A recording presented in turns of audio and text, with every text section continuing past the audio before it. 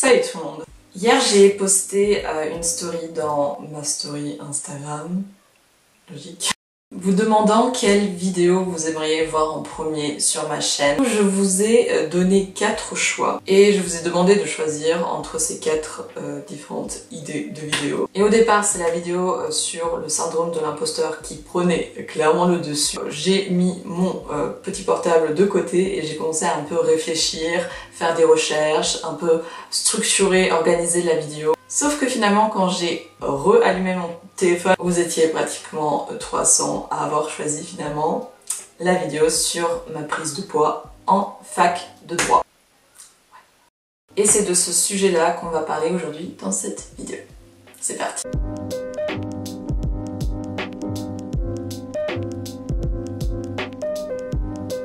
Avant de rentrer dans le vif du sujet, j'aimerais juste faire quelques petites précisions que je trouve essentielles à faire. La société d'aujourd'hui, on parle énormément de la prise de poids et de cette volonté de perdre ce poids qu'on a pris. On néglige un peu en fait l'effet inverse, c'est-à-dire la perte de poids et cette volonté de prendre du poids mais de pas toujours y arriver. Étant donné que cette vidéo va parler de mon expérience personnelle, de mes ressentis, comment moi je l'ai vécu, j'ai décidé du coup d'aborder que le point de vue de la prise de poids parce que tout simplement c'est ce que j'ai vécu. C'est pas parce que j'en parle pas dans cette vidéo que je l'ai oublié ou que je prends pas du tout ça en compte. Je vais parler forcément d'un point de vue féminin parce que je suis une femme. La prise de poids c'est quelque chose qui est universel, ça n'a pas de genre, ça n'a pas de sexe. Malheureusement en fait dans notre société on a tendance à associer le poids et cette volonté de contrôler le poids à la femme.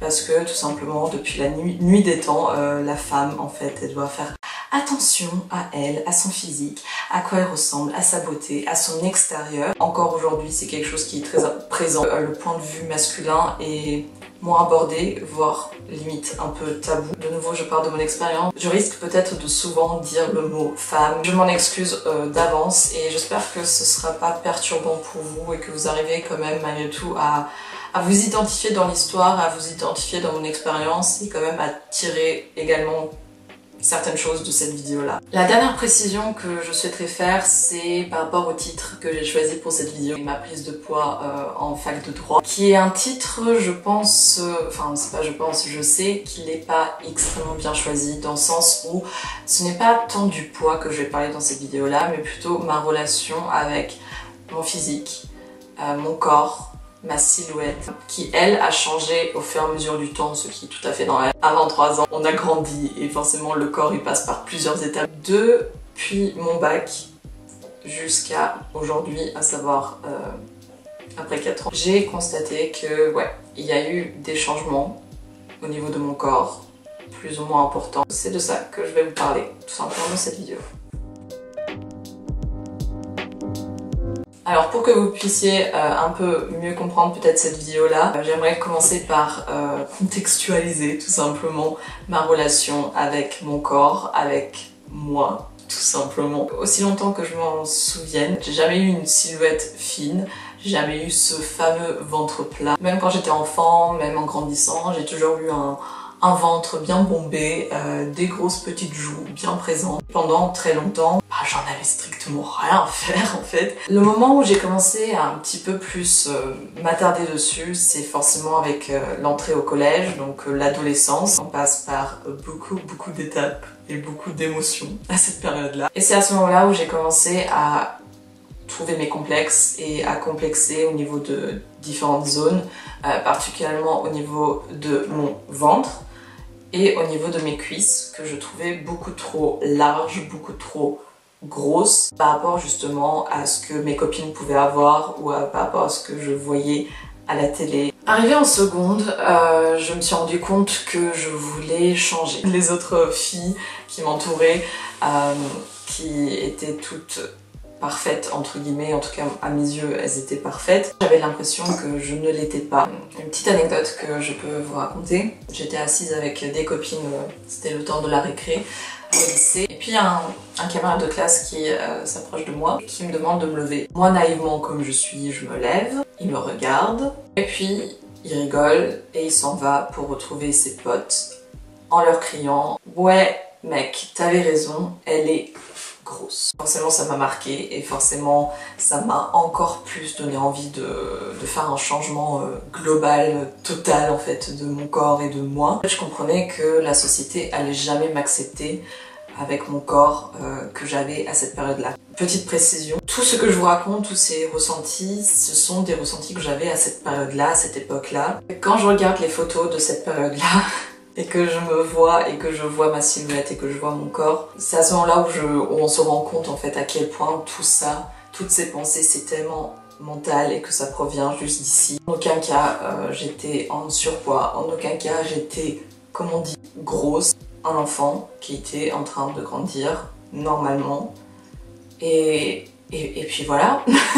C'est tout. Que forcément à cette période-là, tu te rends pas compte de ces choses-là. Tu te rends pas compte qu'en fait dans la vie, il n'y a pas une seule morphologie, qu'il y a plein de morphologies, qu'il y a autant de morphologies qu'il y a de femmes et d'hommes sur Terre. Tu sais pas tout ça et tu comprends pas tout ça et tu penses que tout simplement il y a ce modèle-là, il faut suivre ce modèle et rien d'autre. Du coup, réaction à ça, la petite Cricri de la seconde a décidé de procéder au changement, mais pas au changement de manière simple, progressif, etc.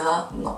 La Cricri, elle voulait avoir tout maintenant, le plus rapidement possible. Que j'ai commencé à faire des petites recherches sur des sites fort douteux et je suis tombée sur des detox, ça servait strictement à rien, qui apportait strictement rien à part l'envie d'aller pisser toutes les 15 minutes, ou encore des petites recettes à la grand-mère, mélanger du café, un sachet de thé vert il me semble, de la vaseline qu'il fallait en fait appliquer sur nos zones d'imperfection, enrouler ensuite avec du film plastifié et attendre comme ça, comme un gros con pendant 1 heure. Ouais, je faisais ça. Je faisais ça sur forcément mon ventre et de nouveau mes cuisses. Est-ce que ça a marché?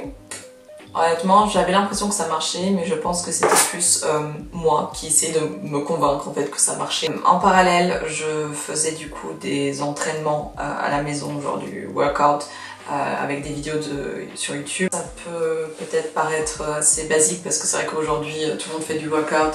Période-là, je vivais tout ça très mal parce que tout simplement je me forçais à le faire, pas pour les bonnes raisons. Je me forçais à faire quelque chose qui me plaisait pas, dans un objectif pas pour moi, pas pour me sentir mieux dans mon corps, être en meilleure santé, mais tout simplement pour rassurer les autres, être accepté par les autres. Quand tu commences à faire quoi que ce soit pour les autres, ça va pas marcher. Je me suis assez rapidement aperçue que tout ce que je faisais, ça servait à rien et que à côté du fait que ça servait à rien, je le faisais pas de la bonne manière et je le faisais pas de manière vraiment saine. J'ai rapidement arrêté parce que j'ai compris que si j'allais continuer dans cette voie-là, j'allais entrer dans un truc où je n'avais strictement pas envie de rentrer et où ça allait être très compliqué en fait de m'en sortir après. Ça m'a permis en fait de travailler à ce que j'apprenne à accepter mon corps tel qu'il est. Ce qui m'a aidé à la fin de mes années scolaires, accepter mon corps tel qu'il était. Tout d'abord, le mouvement des Kardashians. Oui, vous avez bien entendu. Kardashian. Alors les Kardashians, je suis strictement pas du tout fan de. Par contre, ce que je dois quand même dire, c'est que les Kardashians ont amené en fait cette nouvelle tendance, une nouvelle tendance par rapport à la silhouette, qui est du coup cette silhouette en 8, et qui a apporté en fait cette tendance des formes, quelque chose qui m'a vraiment également aidé dans ma construction avec mon corps et avec ma relation avec mon corps. Le problème avec du coup cette nouvelle tendance des Kardashians, ça a aussi apporté des points négatifs forcément. C'est pas juste n'importe quelle silhouette, c'est pas juste n'importe quelle forme. Certaines femmes qui ont cette silhouette là, mais pas toutes les femmes, clairement pas toutes les femmes ont cette silhouette là, ce qui a fait que ça a fait complexer les femmes. Et le véritable mouvement qui m'a en fait permis de enfin accepter mon corps tel qu'il est, c'est forcément le mouvement Body Positivity. Depuis l'apparition des réseaux sociaux et le meilleur mouvement qu'il y a eu, libéré tellement de femmes et ça a permis même des hommes, parce que c'est vrai qu'on parle pas assez des hommes, mais ça a permis, je pense, de libérer énormément de femmes et aussi des hommes et leur aider à apprendre à accepter leur corps tel qu'il est. Avec ce mouvement, ça m'a permis de justement travailler sur ma relation avec moi et à aller petit à petit vers l'acceptation de mon corps. Mon arrivée en L1 était plutôt correcte. Je n'ai pas vraiment vécu cette première année en études supérieures de manière très catastrophique. Il y a eu des doutes, il y a eu du stress, il y a eu une certaine peur. Tout restait assez gérable en fait, en tout cas pour moi. J'étais à l'université de Tours et que mes parents vivent à Tours. La première et la troisième année, j'ai vécu chez mes parents. J'ai continué à travailler sur mon acceptation avec mon corps, à faire un travail sur moi-même en fait, qui m'a permis justement d'arriver à un point. En l'été 2017, c'était genre le point où j'étais tellement bien dans mon corps, mais j'ai jamais été aussi bien dans mon corps, dans mes baskets, tout simplement aussi bien avec moi-même que pendant cette période-là. C'est avec cet état d'esprit-là que je suis du coup partie en deuxième année en Allemagne. De septembre jusqu'à novembre, j'ai vécu mais clairement la meilleure vie. J'avais l'impression que j'étais libre. J'avais l'impression que je flottais comme l'air parce que j'avais enfin trouvé un moyen de m'accepter et d'être en accord avec moi-même. C'est quelque chose qui se voit et c'est quelque chose qu'on dégage quelque chose à ce moment-là et les autres le reçoivent et le perçoivent. J'ai vraiment remarqué que j'attirais davantage de gens vers moi. À ce moment-là, j'étais bien dans ma vie, bien dans mes baskets et que j'étais prête à reconquérir le monde et à rencontrer des gens. C'est assez paradoxal parce que du coup, je suis arrivée en Allemagne en ayant cet état d'esprit dingue et j'en suis partie avec un état d'esprit différent. La problématique en L2 en Allemagne, c'est que c'était la première fois que j'ai vécu toute seule. Et c'est surtout ce point-là que je voulais du coup aborder dans cette vidéo prise de poids lorsque on est étudiant. Le problème principal auquel tous les étudiants font face. Généralement, c'est la première fois où tu quittes le cocon familial, commencer à vivre tout seul. Et qui dit vivre tout seul veut dire aussi cuisiner tout seul, manger tout seul, apprendre à s'alimenter correctement et à tout simplement éviter les excès. Au début, c'est pas simple, au début tu ne sais pas comment faire et au début tu fais un peu tout et n'importe quoi. Et forcément, c'est ce qui m'est arrivé en deuxième année de droit en Allemagne. Du coup, j'ai trouvé cette liberté, j'étais enfin toute seule. Les pâtes sont très rapidement devenues mes meilleures amies parce que du coup, c'était la facilité. Tu es de plus en plus incité également à commander ou alors vous allez dans différents restaurants, fast-food. Surtout en Allemagne, j'étais logée sur le campus en fait où il y avait beaucoup de petits restos, de petits commerçants qui vendaient de la nourriture vraiment pas cher du tout et qui était très bonne mais très gras également. Étant donné que c'était une année à l'étranger dans le cadre un peu d'Erasmus, il y a aussi le côté soirée, consommation d'alcool qui est également très rapidement rentré en jeu. Il n'y a pas besoin de consommer de l'alcool pour s'amuser en soirée, mais c'est vrai que c'était un choix que j'avais fait à cette période-là. Il y a eu des conséquences également au niveau de mon corps. Un autre élément qui est rentré en compte dans ce changement un peu radical de mon corps et de ma silhouette, c'était l'alimentation compulsive. L'alimentation compulsive, pour ceux qui ne le savent pas, en fait c'est le fait de utiliser la nourriture pour justement compenser un vide qu'on ressent en nous. C'est quelque chose auquel j'ai toujours eu affaire dans ma vie. À l'école, ça se passait pas forcément très bien. Je n'arrivais pas en fait à exprimer tout ce mal-être verbalement, de le faire partir d'une certaine manière. J'avais déjà trouvé la nourriture comme moyen pour le faire. J'étais toute seule, je vivais toute seule, les parents n'étaient pas là, personne, il n'y avait plus de contrôle. Ce qui a fait que, le vide était toujours là, à cause de différentes choses. Par exemple, lorsque je recevais une mauvaise note, et que du coup j'en étais pas du tout fière, j'étais triste, je me sentais seule. Mais également à tous les moments où j'étais extrêmement anxieuse, où je manquais de confiance en moi, à cause des garçons. Ce qui est juste, genre quand je repense, genre j'ai juste envie de perdre quelques petites baffes. C'était des moments où je me sentais plus fragile et plus vulnérable. J'habitais juste à côté d'un supermarché qui était ouvert jusqu'à minuit, qui se trouvait littéralement à 2 pas de chez moi, c'est-à-dire que j'ouvrais ma porte et il était genre devant. C'était une facilité parce que du coup il y a eu beaucoup de moments où à 11h45, c'est parti, let's go. C'est quelque chose qui était aussi présent et qui a également en fait contribué au fait que j'ai gonflé. Vers la période d'hiver et surtout le deuxième semestre, en fait, j'ai commencé à me regarder dans le miroir et à plus trop me reconnaître. J'aimais pas du tout l'image que je reflétais dans le miroir. Mais pour autant, c'était pas handicapant dans ma vie de tous les jours. C'est-à-dire que en période de grande chaleur, de grosse chaleur, je mettais quand même des combi shorts, je mettais quand même des robes, des jupes, des shorts, et je m'en foutais toujours de ce que les autres allaient penser. Retour à la maison, ma L3 je l'ai effectuée du coup à Tours, donc j'ai retrouvé le petit cocon familial. Ma vie est devenue plus saine. Au niveau de l'alimentation c'était mieux, ce qui a fait que j'ai dégonflé sans pour autant retrouver le même corps que j'avais avant, sans retrouver en fait les mêmes sensations et les mêmes ressentis que j'avais pendant cette période-là. J'ai effectué du coup un Master 1 à Lyon, où j'ai de nouveau retrouvé une indépendance, une liberté, sauf que j'ai appris en fait des erreurs que j'avais fait en Allemagne. Généralement, tu as beaucoup de cours dans la journée, tu peux finir à 20h, tu arrives genre vers 21h chez toi, tu es crevé comme pas possible, t'as pas le temps ni l'énergie en fait de te faire quelque chose de sophistiqué. Du coup, tu fais quoi? Tu fais des pas. Et pareil pour les périodes de révision, de stress, de partiel. En dehors de ces périodes-là, j'essayais quand même de cuisiner, de passer plus de temps que d'habitude à préparer mes petits plats, parce qu'en fait j'ai compris que ouais, clairement c'est chiant, c'est agaçant de devoir passer des heures et des heures à cuisiner et que en fait tout ça, ça se mange en même pas 5 minutes. J'ai appris à cuisiner plus pour justement avoir également des restes et pouvoir du coup les réchauffer au fur et à mesure du temps. Prendre goût en fait à cuisiner et à comprendre que il faut mieux passer plus de temps à cuisiner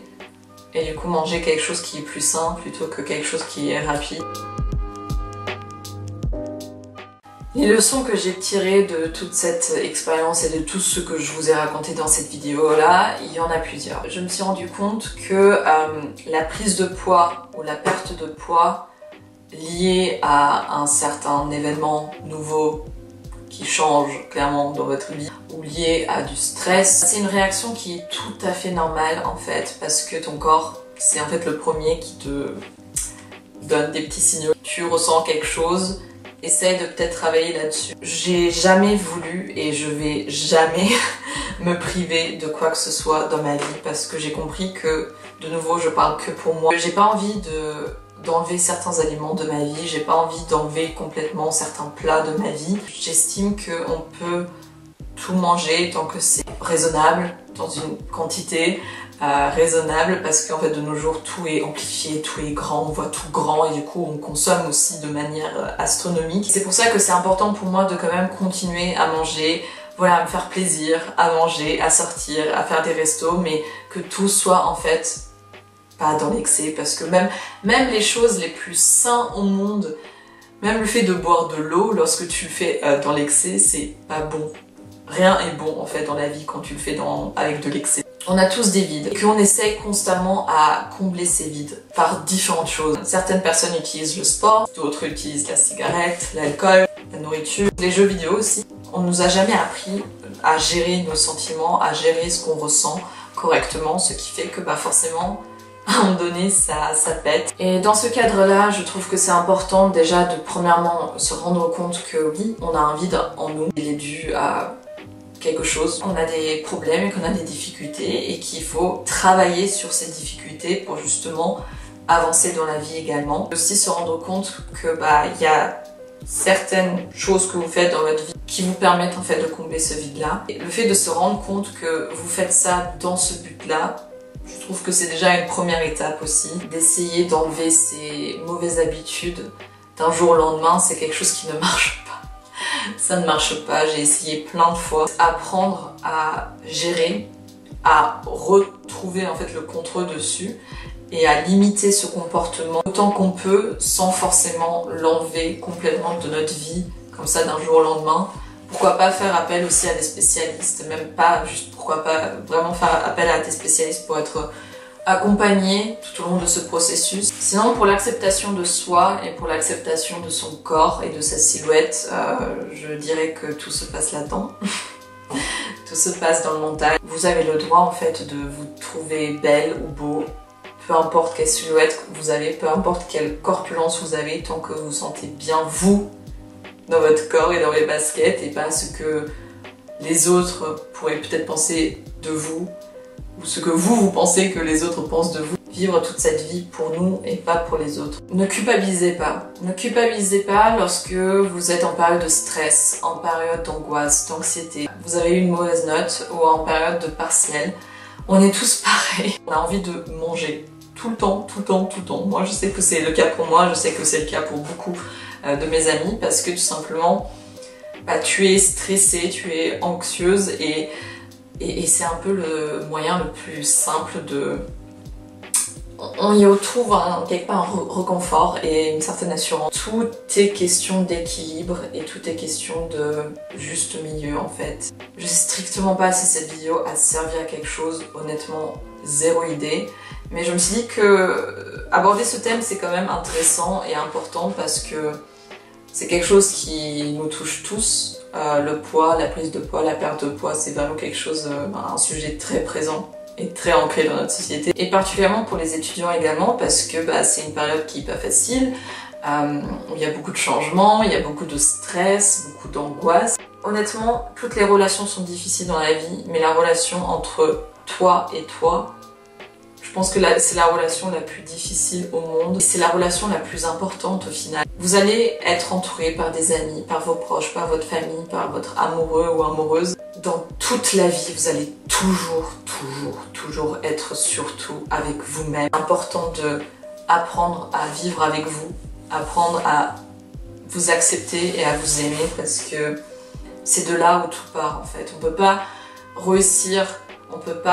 réussir professionnellement, réussir dans ses activités. On peut pas recevoir de l'amour de quelqu'un si avant on ne s'aime pas soi et qu'on sait pas accepter. Je sais que tout ce que je vous ai dit peut-être dans cette vidéo c'est très facile à dire qu'à faire, j'en suis extrêmement consciente. Malgré tout un travail qui est important à réaliser et c'est un travail quotidien au final.